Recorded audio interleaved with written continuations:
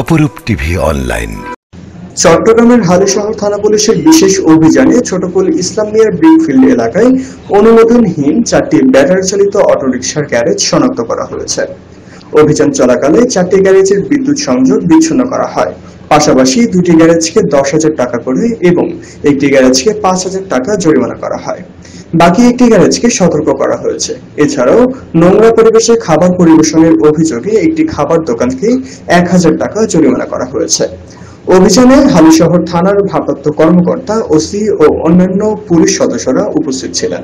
পুলিশের পক্ষ থেকে জানানো হয়েছে, এলাকায় অবৈধ কার্যকলাপ রোধে এ ধরনের অভিযান চলমান থাকবে। গাড়ি তো অবৈধ হলো, আমরা কই অবৈধ? গাড়িগুলো বাইরের থেকে আসছে না, তাহলে এখানে আসলো কিভাবে অবৈধ হলো? এগুলো আমরা যাই আনছি ওখান থেকে, আমরা তো যাই আনি নাই, এগুলো যে কোনো মারফতে আসছে তো যাই হোক হয়ে গেল।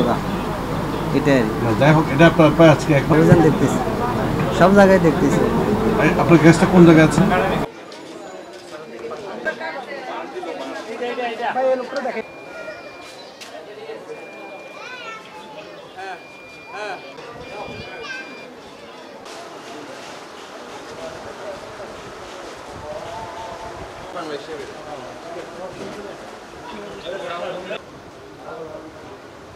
নগদ ভাড়া বিল জমা দিতে হবে।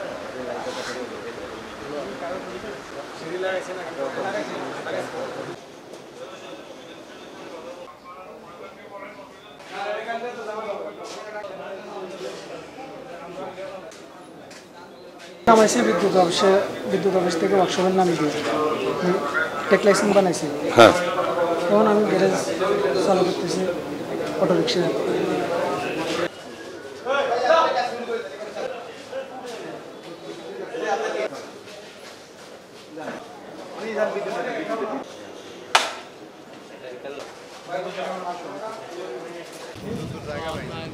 হয়তো সর্বোচ্চ তারা কিন্তু ব্যয় করে দিয়ে